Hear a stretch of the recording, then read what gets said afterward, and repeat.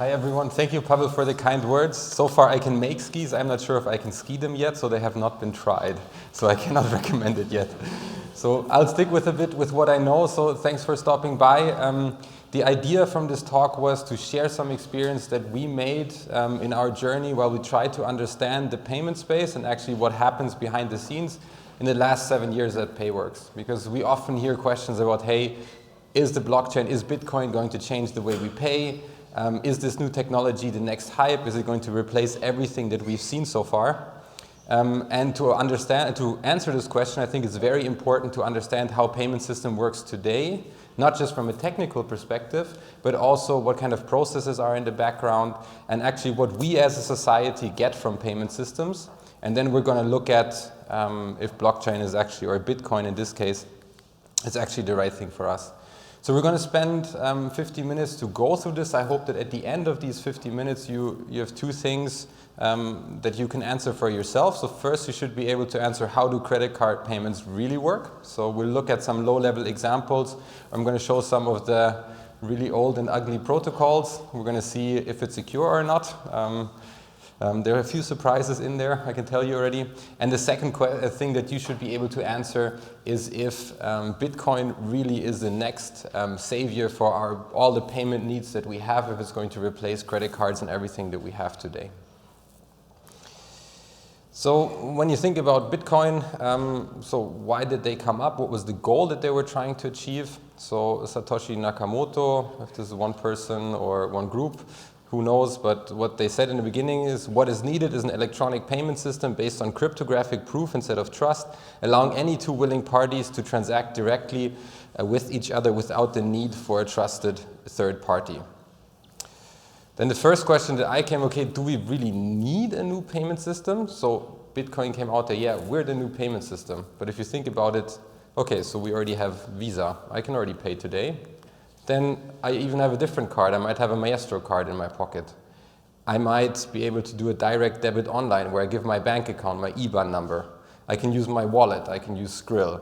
I can use my American Express. I can use Klarna for invoice purchases. I can use a Discover card. I can do a normal wire transfer. Then there's also MasterCard. I can use PayPal. And there's so many more payment systems. Now the question is, how does Bitcoin actually compare to all of those? To understand this a little bit, we're going to deep dive into one of the most prevalent payment systems today, and these are credit card payments. So we're going to look at how does this credit card actually work in detail. To understand it, we're going to look at what different parties are involved, and I can already tell you there's a lot of parties, a surprising number of parties involved in the entire process. I think what everyone knows is you. You want to go shopping, you want to buy something. That's quite obvious. The next part is, you know, a merchant, so you walk into a shop and you want to buy something. So far, so good. What's also there, what you might already know, is you got a credit card from someone. This is called an issuing bank. If you turn your credit card around, it's going to say the name of some bank on there, and this is the bank that actually gave you your credit card. There's actually another bank involved. This is already the first thing that many people haven't thought about yet. It's the acquiring bank. So every merchant also needs to have a bank account at some bank, and that's an acquiring bank. And then we have a scheme in the middle. This is Visa. We can replace it with MasterCard or American Express. There's some slight changes, but the idea behind it is roughly the same. So what you do is you take out your credit card, you give it to the merchant. What then happens in the background is the merchant takes this data and actually sends it to his acquiring bank. So he doesn't send it to Visa, he doesn't send it to your issuing bank, he sends it to his acquiring bank. The acquiring bank takes all the data they got from the merchant, they send it through the Visa network to your bank. Your bank then says yes or no, can you actually pay for the goods? They will check your bank account, does he have enough money, should we actually allow this transaction? And then this entire thing goes back the other way to the merchant, and then the merchant will see on his credit card reader green or red, and he will give you the stuff that you want or he won't. This, so far, it's quite, looks okay, this process, but now if you look at what other parties are involved in this, it gets quite interesting. So first we have someone who produces your credit card. So banks don't produce credit cards, they have some company that they pay to produce credit cards. The next thing, they usually have a company that they pay to operate their data center, and they buy the software for being an issuing bank. All the software, they buy this somewhere off the shelf. The next thing is the acquiring bank. They have the same. They also buy the software from someone. They also buy the data center for someone. Then you have the merchant. He needs some sort of cashier system. If it's just an iPad app or one of these old big IBM machines that you still see standing around, you need someone who operates this. Then you need someone who actually produces this little card reader at the bottom. Then you need someone who makes this connection between the merchant and the acquiring bank. And this is usually one party. If you're unlucky, it could be two parties. This is already one sign that shows, okay, a lot of people are profiting from the system already. And that's going to be a bit of a recurring theme that we're going to think about, okay, who benefits from the system and how can we change it if we actually want to change it.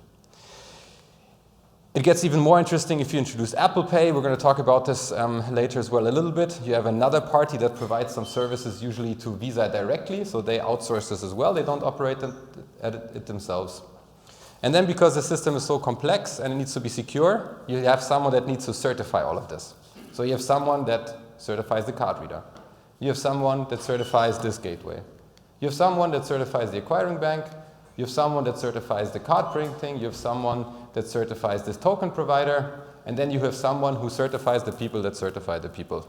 So it sounds a bit stupid, but this is really how it is right now. So this is the credit card industry. Let's look at the different components, and we're going to focus mainly on the first part here. The rest over here works quite similarly. So we're going to actually look at what happens, what's on a credit card, and how does this data get all the way to the acquiring bank and to the schemes. It starts with the credit card. What you get is not just a piece of plastic from your issuer, but you actually get a bank account. So most of you guys know this. You get a bank statement usually. You know how high your credit limit is, and you get this credit card. The issuer is actually responsible for you in a sense that if you don't have enough money, they're liable for you. So if you pay and you cannot cover the invoice later, the issuer is going to pay the money to the merchant. So this is something that's a very important function because they give some sort of trust to the system. So the merchant can trust that if the card reader says, yes, you will get your money, he will get his money. He'll get it from you or he'll get it from your bank. What's interesting about this card, so new cards, they usually have this chip or this NFC sign, and this is actually a small computer, which is actually really great because there you can store public-private key pairs, you can store certificates, and you can store the account information. This is much better than what it used to be previously because this entire system, you probably might have heard about PCI certifications, and your bank has probably told you never ever tell this account number to anyone. It's super secret. And because it's so secret, they print it on the front of the card that you carry around in your wallet. And because it's so secret, they actually encode it in plain text on the back of your card on the magnetic stripe. Let's look at this. So this is the first where it gets a bit more technical. So if you take this card and you buy any magnetic stripe reader that you can get on eBay, you just swipe it and you look at the data. This is what it looks like. And you get the account number of the card in plain text, and then it tells you some other things. Okay, this is going to expire 2026 in June. There's a service code, which means I can use it internationally without any restrictions, and then just some random data that they can put on there. So this is kind of the old world that we had, and now I said, now we got a chip. We got this real opportunity when they introduced this chip to make everything secure now. So let's see what they did. And they actually use this chip. So what they do when you actually want to do a transaction now with the chip and not the mag stripe, what they do is hey, I'm going to check if this is a valid card. So they send it a random number. When they send this random number, then you have a private key on the chip that goes, okay, this is my job. I'm going to take care of this. This key then actually signs this random number and provides a certificate that's on the card that was provided by Visa. And this gives the reader the trust that he's actually interacting with a valid card. It's not a cloned card, it's not a copied card, it's a valid card. So the reader says, yes, that's good. So far this looks like they used the opportunity to make this entire system secure. The only problem with this is that the protocol, before they do all of this magic stuff, the card reader says, can you please give me your account number? And the card says, yes, here it is. So they again return it just in plain text. Do you need anything else from me, by the way? So they had this big opportunity. They're actually not really using it. Just for the people that are interested as well, how does this communication actually look like? This is, again, very low-level communication. This is between the card reader and the credit card. So you can imagine we're now looking at the communication that happens between the contacts of the credit card reader and the chip card itself. And these are very basic protocols. You send just bytes over it. In this case, you send instruction B2, which says I want to read some data, and you specify where this data is. And then you say this has the length 10. And then the card gives you all the information that you want. In this case, the card says, B2, I know what B2 is. You ask for B2, you get B2. I'm going to give you some data, and this is it's a tag length value format. So it describes what data is in it. It will describe the length. So in this case, 15 bytes. And inside this is another tag, which is 5A, which stands for primary account number, length 8. And there we get the account number in plain text. So very low-level protocol, quite old already as well, the EMV protocol. Let's look at the next party. So when we looked at the system, we had the merchant who has the card reader, and we had the issuing bank that gives out the credit card. Let's look at what the acquiring bank is responsible for. The acquiring bank is responsible for the merchant, and they do something similar that you get from your issuing bank. They get a bank account. They also get a card reader, either from their acquiring banks, or in some cases they might also get it from Payworks, which we think is a bit more secure, but we're not going to cover it in this talk. So they get a bank account, and the acquirer is responsible for the merchant. It's also, again, very important because they also inject trust into the system again. They say whatever the merchant does, I'm going to take liability if something goes wrong. There are some edge cases where they don't, but in most cases they do this. This requires them to do a lot of checks of anti-money laundering. They have to make sure you have a valid business because there's a lot of nice schemes to launder money using credit cards. If you're interested, we can talk about it later, but unfortunately they're all illegal, so I don't advise to use any of those. What they also get is this card reader. This is a bigger computer, if you think about it this way, so it can also store some keys, it can store some data. It's bigger than the EMV card. Most of the time you do get some keys on it, and it also stores some sort of account information about the account, the bank account that you have at your bank. Let's look at the protocol, what it looks like. One that's used a lot is called ISO 8583 protocol. It's equally nasty as the one before, so we just send some bytes, and it doesn't look like there's a lot of structure in it. If we look at it again, we see, again, a recurring theme. What we actually do, we see the account number here, and again, the account number is in plain text. And then we get another thing in plain text, which is also interesting, the merchant ID. So who gets the money? So this looks a bit weird right now because this is EBCDIC encoding, so I'm not sure how many people know it. It's like ASCII basically, but just much, much older. Also, all these protocols, they were, I guess, around 90s or something like this when they're invented. So you send all of this data, and then you get back OK. The interesting part about this merchant ID is this determines who gets the money. And there's no other password in all of this that you send. You only send who gets the money. So if you're able to send a message to this acquiring bank, if you're allowed to send the messages, and you would send them a message saying, hey, please take this money from this credit card, but please transfer it to this account. If you insert your own account, then you can get the money. There's some extra layers of protection, but in principle, there's some of these things in these protocols that if you really know how to use them and the bank has not configured their systems correctly, there's a lot of fraud possibility. And there's a few cases where this has happened, where you could actually buy a terminal on eBay, a used terminal for some German network providers. And what you would then have to do is you somehow have to find one of these valid merchant IDs. The good thing about it is if you just go to a shop, some of them print it on the receipt. And you take it, you take the receipt, you take this number, and instead of doing a transaction where you, the cardholder, give money to the merchant, you say, I want to do a refund. So I want to get money on my card. So you have this terminal, it gets configured like it belongs to your supermarket shop around the corner, and then you said, by the way, this credit card's now going to get 1,000 euros back. you put in the card and you get 1,000 euros on your card back. So this is something that, in these old protocols, it's very difficult to get security in after the fact, since they were all done quite early. Okay, how does the new stuff fit into this? Because a lot of people then say, yeah, well, now we have Apple Pay, we have Google Pay. This is much better than having a credit card, and it's much more secure, and everything is so much better. But if you look at it, what essentially was done is instead of putting the keys onto the card, they put the keys onto the phone. The rest of the process stays pretty much the same. There is a little difference between how Apple does it and how Google does it. So Apple puts the keys on the device once because they have the secure element. What Google will do is before every transaction, they will actually get new keys to validate the transaction. So you have to be online to do it. There's a little offline capability, but they provision it every time. This is called hosted card emulation.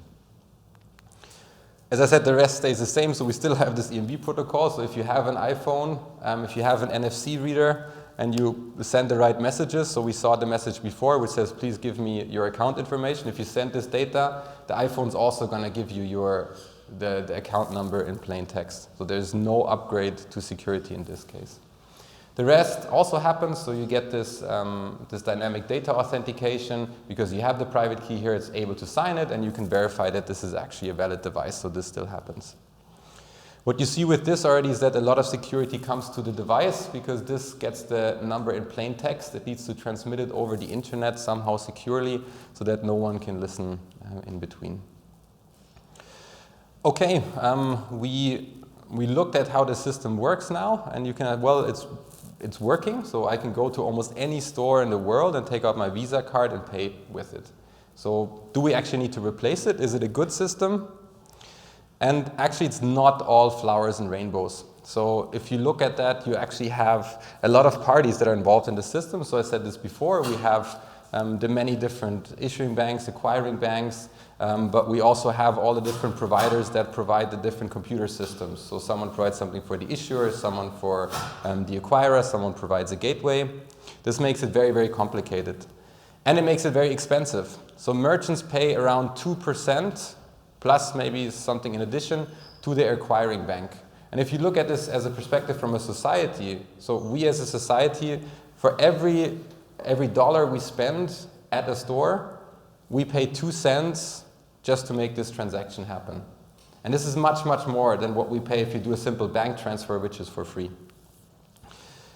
So the other point is not everyone is allowed in. If you look at, for example, South Africa, you have very small merchants, and since the acquiring bank, they need to validate that it's a proper merchant, and since they need to pay money if the merchant does something fraudulent, they will not allow everyone into the system. So you have to actually be lucky and privileged to be allowed to accept this kind of credit cards. There have also been massive security leaks in the past. So I think there were a few. Target was in the news, for example, but also many other services, because the credit card data is transported in plain text. If in one part of this chain there's a security hole, then you can actually get a lot of data out of this that you can use to make fraudulent transactions. That's why the entire chain needs to be secure, otherwise there's no security in the system. What you also need to do is you need to trust your bank that they don't do anything stupid, and you need to trust some very, very old protocols, as we've seen. So they do a lot of plain text, and you can actually manipulate a lot of things if it's not protected properly. Another thing which what to me really showed that this system might not be ideal for everyone is that actually the EU and even the US, they stepped in to regulate this.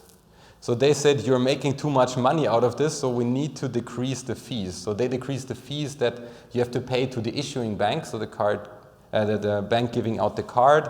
This bank, you cannot pay it more than 0.5% or something like this in the EU. And the US did something similar. So they also introduced legislation to make sure there's more competition in this space. And this already points that there's some inefficiencies. If the government has to step in and say there's someone who's making too much money, then this is, for me, usually a big, then for me a big question arises, is there something else that can replace it? And who is a good candidate to replace it? So who are we going to call? Right now it's Bitcoin is probably going to solve all of our problems. And we're going to look at this a little bit in more detail now. If you look at what you heard about Bitcoin previously or what you still hear about it now, it's very transparent. It has cryptographic security built in right from the start. You can't fake anything. You don't need to trust anyone, just yourself.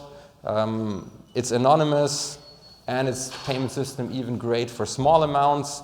There are no central actors. So it's really great. We can do it all over the world. All the small merchants in Africa can also participate. So it seems like it's a very, very good alternative to what we have today. Before we look at these different things on how they actually look like in reality, I want to take a short detour just to talk about blockchain and Bitcoin, roughly how it works. So if there's experts in the audience, you will probably see that this is at a very basic level. Just as an introduction for everyone who's here in the audience. What Bitcoin works around are transactions. And this is a transaction from person A to B, so it could be from David to Pavel. And I say I want to transfer just a fraction of a Bitcoin to Pavel. How it works, how I verify that I want to do this payment is, again, I have a public-private key pair. I use my private key, and I actually sign this transaction. So I say, okay, I really want this transaction to happen. Then at first it looks a bit like magic. They call it mining. And what then happens is your transaction, the one that I wanted to transfer to Pavel down here, it gets included into this very, very long block, this blockchain, this ledger. And what this is basically a collection of all transactions that have ever been done on the system. And the interesting part about it is that you cannot modify it later on anymore. So it's very, very difficult to modify. How this works is that you group these transactions into blocks. So we have many, many transactions in one block. And then later we calculate a hash. So hash means we combine all of this data. So a hash function takes input data and gives output, so normal function. But the characteristics are, even if you have a very similar input, then you're going to get very vastly different outputs. The other characteristic of a hash function is no matter how big the data you put in, you're always going to get the same amount of data out. So what this means, if someone were to modify something in here, so replace a transaction with something else, this value that we calculate is going to look drastically different. And this is how we can tell that someone modified something. To make sure no one inserts any blocks that we don't want, we actually make sure that the hash that we calculated is included in the next block. And then this previous hash is used for the hash calculation of the hash of the next block again. So we have some data storage that's very hard to modify, and that gives us, is transparent because we can see every single transaction, so very transparent, but very, very hard to modify. How this looks in some more detail is that there's actually not one instance of this entire data storage, but this is actually shared. So it could be that we have Kevlin has one instance of this, then Thorsten has one, Andrea has one, and I have my own. They're all the same, and we have to synchronize to make sure that they stay in sync. And this is also can become a complicated process if there's a lot of parties involved. And there's also the question, if someone has finds additional blocks, is this actually a block everyone wants to insert, or was it just one that I inserted into my private one? To look at how this inserting new blocks works in some more detail. So we said it before, we want to calculate this hash. And the basic idea is we put all the data that we want to put in a block, including our small transaction that we had from the beginning. We put this in a block, and then we say, okay, here we're going to insert a random number so that this hash function gives us a hash which starts with 3 zeros. And this might look very simple. I just put a number and look at the hash.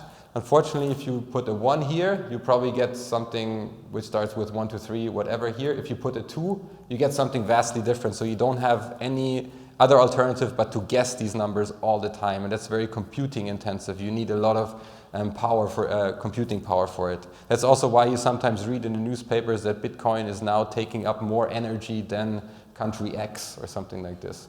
So this happens because the way it is designed to do transactions, you need to solve computationally difficult challenges, and you need to do this on a constant basis. Because if you stop doing this, if you stop using this energy to compute, then you will not do any additional transactions in the system anymore.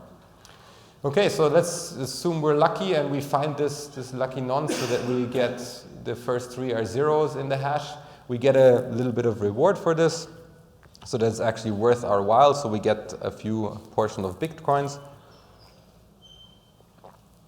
for our effort to keep the entire thing going. So far to Bitcoins, just very condensed what it is. So it's a distributed storage where you have proof of work to insert new transactions, where you in theory don't need to trust anyone, and where you have a complicated network setup to synchronize this entire blockchain. Okay, let's go back to what we were promised. So this system is supposed to give us transparency. We already saw, yeah, transparency looks pretty good. You see all of the transactions everywhere published on the internet, so that's pretty cool. We get cryptographic security, yeah. So we have public-private keys. All the data is in the blockchain. Everyone can read it. No one needs to get certified for security. Everything looks pretty easy. We don't need to trust anyone, just ourselves. Yeah, if we don't need to trust a bank or anything. It's anonymous, and there's already you get first doubts. Okay, is it really anonymous? Because it's very transparent. How can the two go together? Because you can see every transaction. Initially, you said it's a payment system for small amounts. There's the next doubt already, because we saw, okay, if we insert this transaction in there, then someone gets a reward somehow. There's actually another mechanism built in that the people can choose which transactions they want to put in a block. And you can pay a fee, additional fee to people to include your transaction. And what this results in that sometimes you have to pay money to do a Bitcoin transaction. And this can actually, at some peak times where there's not enough compute power, you can actually pay a few dollars to get your transaction included. And this happens, for example, when again the Bitcoin price changes rapidly during the day. A lot of people want to sell their Bitcoins, and then you have to wait until your transaction actually gets put into one of these blocks.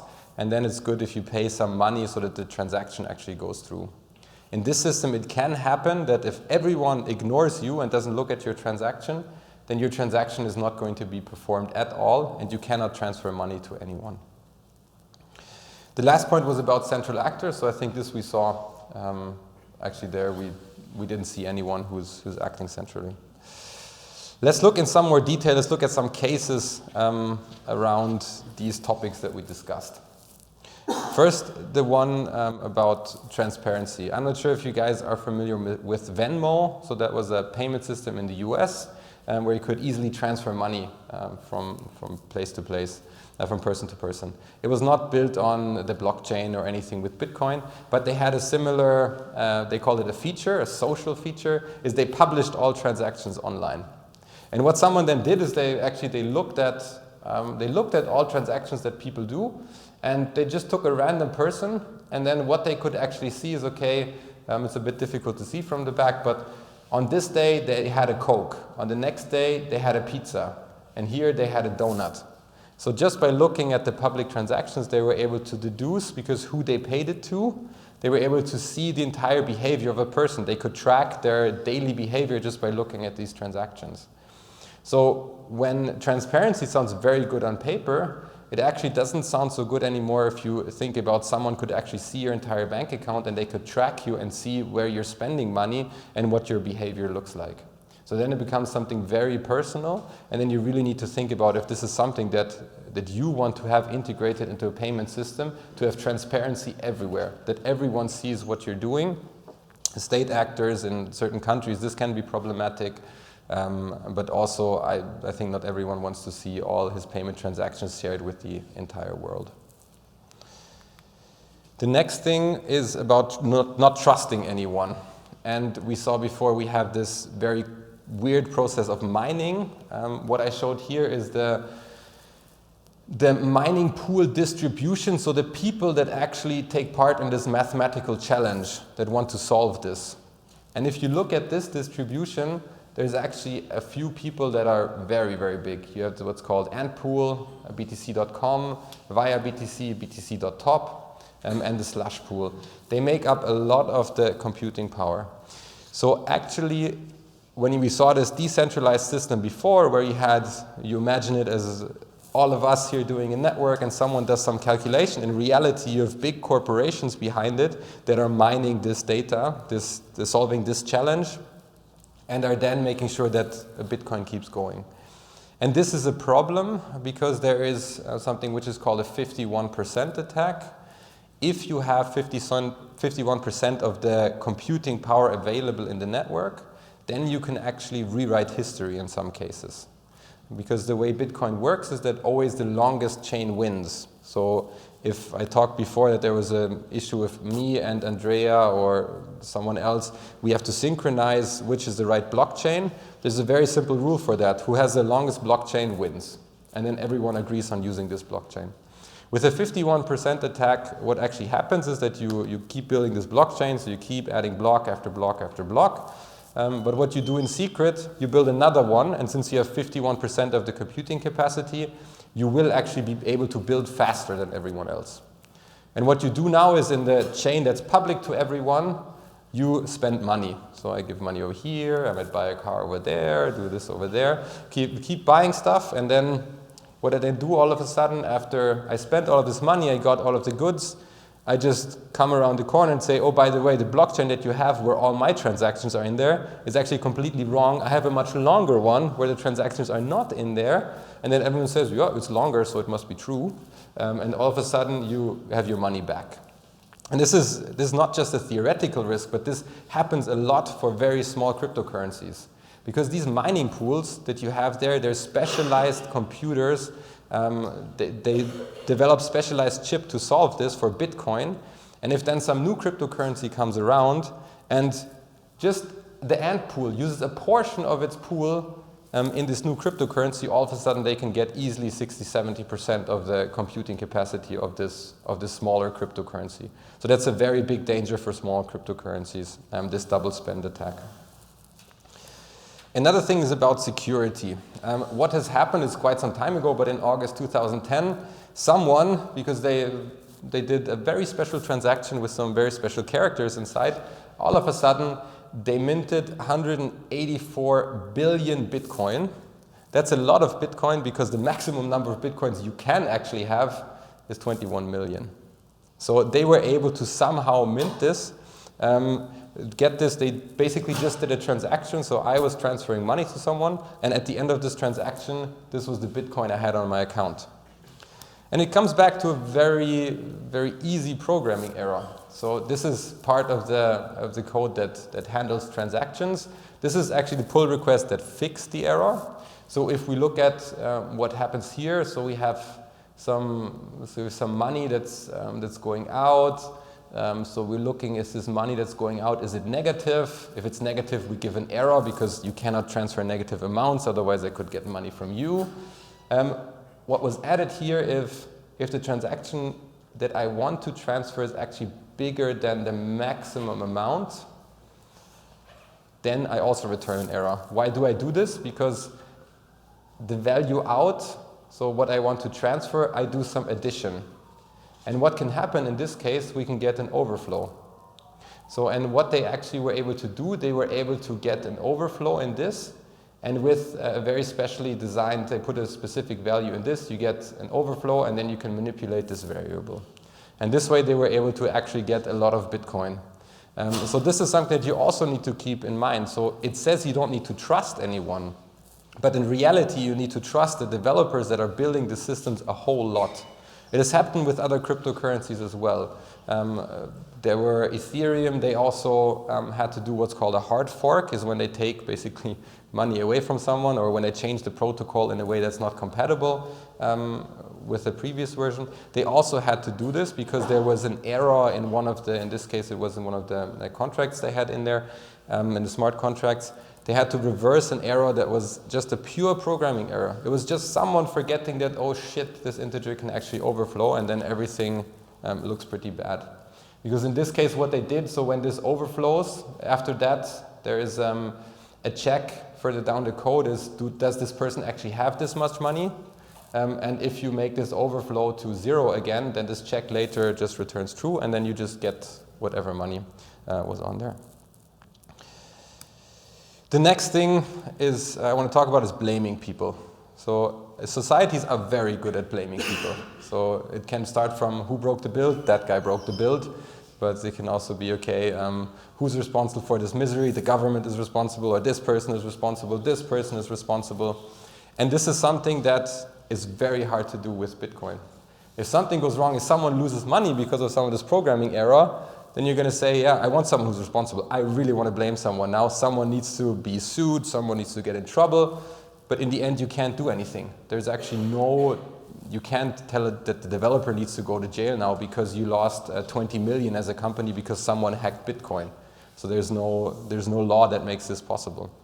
And actually we as a society, we demand this from companies. Just to give you an example, there was, I think, a 1.5 hour downtime in the UK for doing credit card transactions. And what happened in this case, that the parliament, they asked Visa to explain what happened.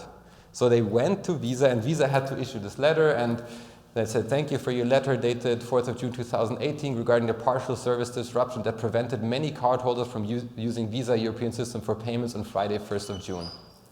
And then they go on and explain what happened in this incident.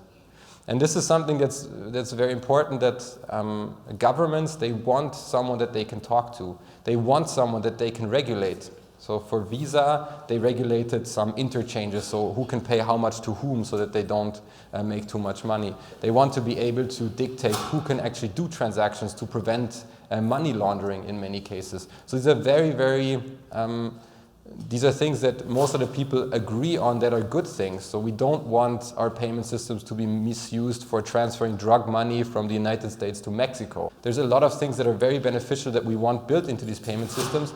And for this, you actually need someone that you can talk to about these payment systems. And this is very difficult if you look at blockchain, Ethereum, all of them. There's usually not a single party behind it that allows you to do this kind of regulation and to have these kinds of conversations with the parties. I want to sum up already a little bit what we heard now. In general, when we looked at blockchain, I personally don't see a significant advantage over existing systems. All the things that we looked at, it's not very good for small amounts in certain cases. The system is also not very fast, so there's a limit because people need to do this very intensive computation to do a transaction and to mine a new block. This limits the number of transactions you can do on the system. This is much lower than what, for example, the Visa or MasterCard system can handle today. And to really replace the system, you need a significant advantage because there's a lot of people that are profiting from the system today. It's easier for governments to blame someone, to introduce regulation. So you really need to provide a significant advantage for merchants, for shoppers, and for the society as a whole if you want to change the payment system. I hope in the end I was also able to illustrate that it's not only about technology. We want people to blame and all of these kind of things. We want to trust certain people. We need to have a way that's viable for merchants and shoppers in terms of economics, that this also works. So even if you have an exciting technology like the blockchain, if you don't make the entire ecosystem work, it's not going to get introduced. And another very important thing is installed base. And if you look at Apple and Google, they were actually very smart in what they did. So they could have also introduced their completely independent payment system, built something with the blockchain, or just use the technology, just ignore what credit cards have done before. But what they reused is this acceptance system all over the world. So you have I don't know how many hundreds of millions of card terminals that you have in the world where you can pay with your Visa card. If you introduce a new technology, if it's, I don't know, QR-based payment, a wallet, or something built on the NFC standard, then you need to get all these acceptance stations to replace the technology that they have so that you can also pay in this. And this is a very, very high cost. So if you want to change a payment system, it's a very, very high investment, or you need a very, very significant benefit. What Apple and Google did in this case, they built on top of the NFC and EMV standards. We saw it before. They do the same communication. And they can build on top of all the acceptance that's out there already. That's why when you see a card reader which is NFC capable, you just hold your iPhone and it still does the transaction like it would normally.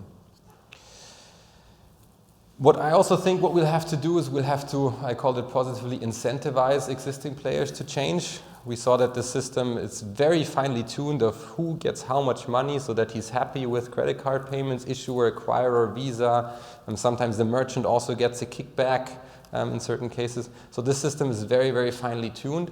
So I think you need to incentivize existing players to change it, and incentivize can also mean to introduce regulation to cut down on certain things. One example is that the EU introduced this regulation on interchange.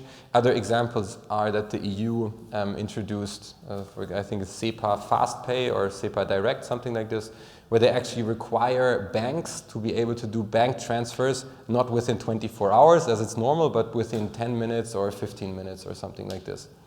And banks, they didn't have any benefit from doing this before, because the longer the money's in their bank account, the longer they get interest rates. The longer these transactions take, the more likely someone is going to switch to credit card, where they actually make 0.5%. In this case, you really need to incentivize the players and introduce regulation to make it work. And the last point, I hope you saw in the Venmo case, that we also need to find a payment system that actually ensures privacy. Okay, we now spent 45 minutes talking about this. I hope that you guys took away from this how a credit card transaction works. So surprising number of parties, very old protocols, a lot of certifications needed for security, and that Apple Pay and Google Pay, they also build on existing rails. The next thing I hope I was able to convince you about is that Bitcoin is not the true savior. It's a nice technology, it's a nice system to have, but there's actually a lot of other things you need to consider when you have a payment system. And yeah, that's the last point. It's not always only about technology. QR codes, they might look nice, but if you don't solve the acceptance problem, if you don't have a finely tuned system where it makes economical sense for everyone to migrate, then you can have the best technology in the world. It's not going to manifest itself as a new payment system. That's it from my side. Thank you very much for stopping by. If you guys have any questions, I'm more than happy to try and answer them. Thank you.